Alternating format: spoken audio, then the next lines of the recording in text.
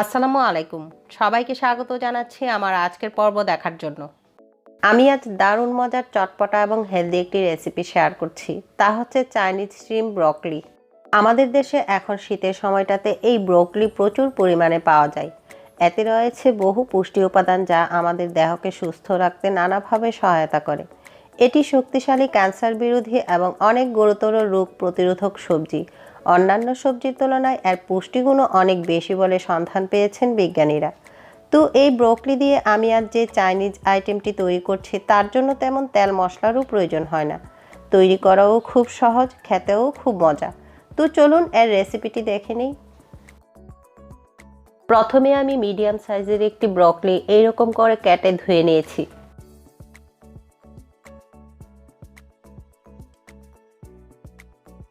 এখন প্যানে পরিমাণ মতো পানি নিয়ে চুলায় প্যান বসিয়ে এতে 1 চা চামচ লবণ দিয়ে দিচ্ছি। পানির পরিমাণটা এমনভাবে নিতে হবে যেন ব্রকলিগুলো পানিতে ডুবে থাকে। পানি ফুটতে শুরু করলে এতে কেটে রাখা ব্রকলিগুলো দিয়ে দিচ্ছি। এই পর্যায়ে চুলার আঁচ হাই হিটে আছে। এখন এগুলোকে 1 মিনিট ভালোভাবে ফুটিয়ে নিচ্ছি। 1 মিনিট হয়ে গেলে নামিয়ে সঙ্গে সঙ্গেই পানি ঝরিয়ে নেব। আপনার যদি মনে হয় এইভাবে পানিতে ফুটিয়ে পানি ফেলে দিলে পুষ্টিগুণ কমে যাবে, তাহলে আপনি সরাসরিও রান্না করতে পারবেন।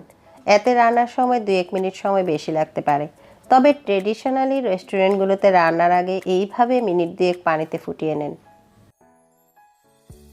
এখন এগুলোকে সাইডে রেখে একটি সসের মিশ্রণ তৈরি করে নিচ্ছি। একটি বাটিতে 2 টেবিল চামচ সয়া সস নিয়ে নিয়েছি। এর সঙ্গে নিচ্ছি 2 টেবিল চামচ চিলি সস। চিলি সস আপনার হাতের কাছে না থাকলে 2 টেবিল চামচ টমেটো সসের সঙ্গে 1 চা চামচ শুকনো লাল মরিচের গুঁড়ো মিশিয়েও ইউজ করতে পারবেন।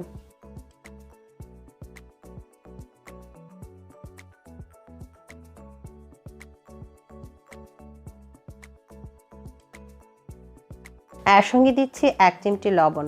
ব্রকলিগুলো পানিতে ফোটানোর সময় লবণ অ্যাড করা হয়েছিল। তাছাড়া সসের সঙ্গে লবণ থাকে, তাই লবণটা বুঝেই অ্যাড করতে হবে। এখন দিচ্ছি 2 চা চামচ কর্নফ্লাওয়ার।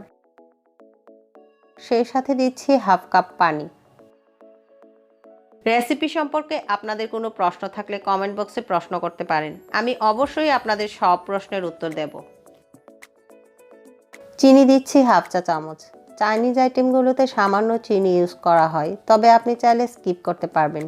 এই রান্নাটা হাই হিটে দ্রুত করতে হয় বলে সব কিছু আগে থেকেই রেডি করে রান্নাটা শুরু করতে হয়। সব উপকরণ একসঙ্গে নেড়ে মিশিয়ে সাইডে রেখে দিচ্ছি। চলে এসেছি রান্নার মূল প্রসেসে। চুলায় প্যান বসিয়ে এতে 2 টেবিল চামচ তেল দিয়ে দিচ্ছি। তেল গরম হলে এতে দিয়ে দিচ্ছি 2 টেবিল চামচ রসুন কুচি।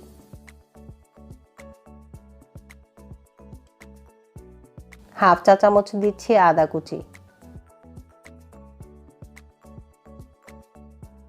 এগুলোকে আমি হালকা ব্রাউন করে ভেজে নেব।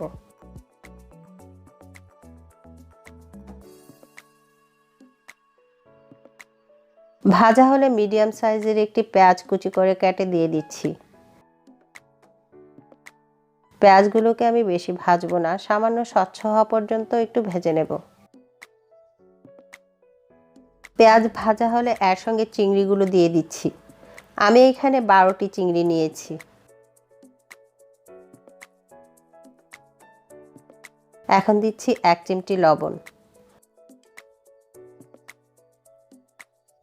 মিডিয়াম হিটে এগুলোকে 2 মিনিট ভেজে নেব। বেশি ভাজার প্রয়োজন নেই, কারণ বেশি ভাজলে চিংড়িগুলো হার্ড হয়ে যাবে।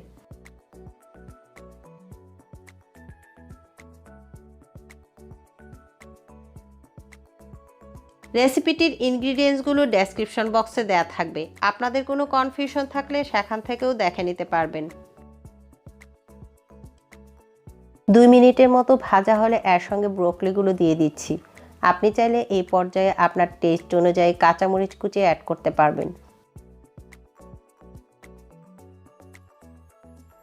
সবকিছু একসঙ্গে মিনিট 2 আরও একটু ভেজে নিচ্ছি।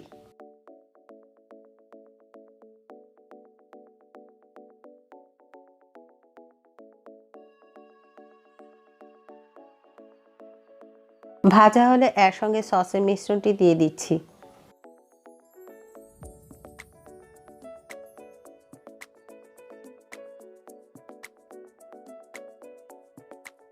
এই অবস্থায় অনবরত নাড়তে হবে, তা না হলে সসের সঙ্গে যে কর্নফ্লাওয়ার অ্যাড করা হয়েছে তা চাকা বেঁধে যাবে।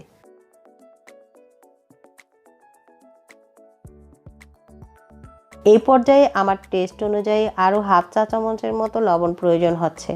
আপনি আপনার টেস্ট অনুযায়ী সেটা বুঝে অ্যাড করে নেবেন।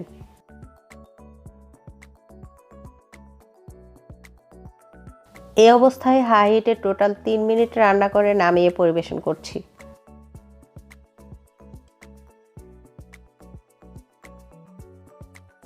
খুব সহজ এবং ভিন্ন স্বাদের রেসিপি পেতে প্লিজ আমার চ্যানেলটিকে সাবস্ক্রাইব করবেন। নতুন নতুন ভিডিও পেতে পাশে থাকা বেল আইকনটিও ক্লিক করবেন। একেবারে সহজ এবং মজাদার এই হেলদি রেসিপিটি আশা করছি সবার কাছে খুবই ভালো লেগেছে। আমার আজকের রেসিপি দেখার জন্য সবাইকে অসংখ্য ধন্যবাদ। আবারও হাজির হব নতুন কোনো রেসিপি নিয়ে। সে পর্যন্ত সবাই ভালো থাকবেন, সুস্থ থাকবেন। আল্লাহ হাফেজ।